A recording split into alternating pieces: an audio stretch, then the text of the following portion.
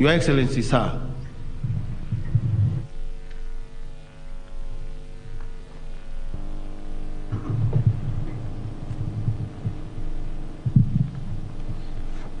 Thank you. Please be seated. Thank you very much.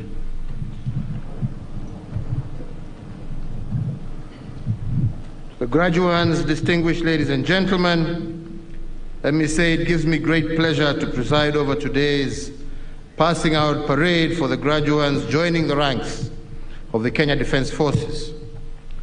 To all of you, I extend my hearty congratulations to you, the graduates of this second cohort of 2021-22, for successfully completing the basic military training course. I have been informed that this has been a very rigorous training to test your tenacity, your bravery, including your body, mind, soul, and spirit. That if you do not have what it takes, you may not be able to get to the finishing line. So for this reason, each one of you is deserving a hearty congratulations, not just from myself and your families, but from all Kenyans in general. Let me also register my appreciation to the CDF service commanders and all officers serving in senior ranks of our military for also being outstanding stewards of the proud tradition of our defense forces, and I congratulate all of them for a job well done. Today, I will apply myself to only 4 key messages, and 3 of these go to you, the graduates. I want to speak to you because our great nation is a nation of young people, but it is also a nation of believers.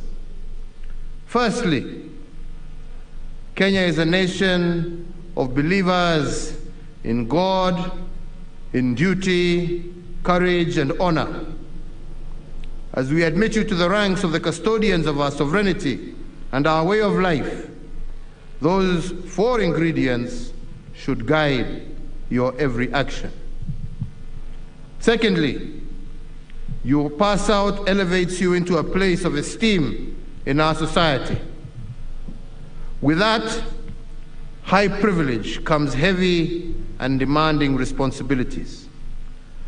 To succeed in your military career, you must be willing to sacrifice, to put Kenya and the service above self, and to commit to uphold with fidelity the golden reputation of our defense forces. Thirdly, you join our esteemed defense forces during a period of transformation. Over the last 9 years, in recognition of the importance of peace and security to the realization of our development agenda, we have undertaken the most consequential and expansive modernization of our military in our nation's history. We have done this by tooling and retooling our military, addressing the welfare of our military officers and all security organs in a way that has inspired hope in the possibilities of our nation. And thirdly, by investing heavily in training and skills development. Your health care facilities, accommodation, remuneration and allowances, and your overall terms and conditions of service have been vastly improved. We have gone further now to enact a law that creates safeguards for your retirement and also facilitates the integration of anyone incapacitated or severely wounded in the course of his or her duties. And to seal this guarantee, on 15th of June this year, I had the honor and privilege of assenting into law the Military Veterans Act. Fellow Kenyans, the 4th limb of my message today reflects on the weight of decisions that I have had to make as Commander-in-Chief to foster the safety of every Kenyan. Over these years, some of the most agonizing decisions were ones that would put our soldiers in harm's way. They were difficult decisions because officers are our children, and when they go out on any mission in defense of our borders at home or abroad, I know too well that they would either return hoisting our national flag or return wrapped in the same flag. Regrettably, in the course of their dutiful service, some of our soldiers made the ultimate sacrifice, while others have been wounded. So at a moment like this, as the political tempo towards the upcoming election rises, we are called upon to reflect the sacrifice made by many and the scars borne by our sons and daughters following their service to and in defense of Kenya.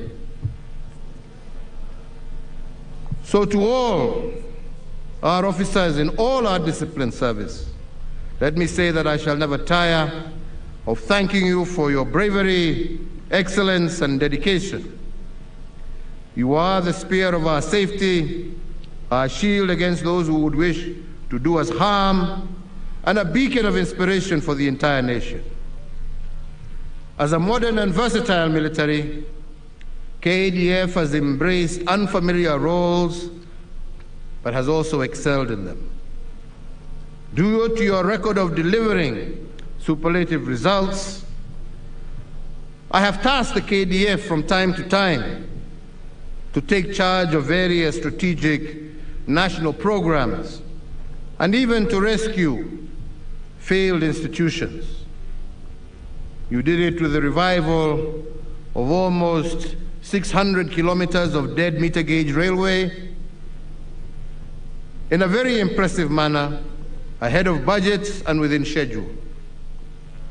When we had to drain the swamp from inside out, we turned to you, the disciplined forces, and summoned you to the course of nation building, and you did it when we gave you the challenge to revive the fortunes of our livestock herders, when we tasked you to revive the Kenya Meat Commission, and you did and turned it into a profit-making enterprise in record time.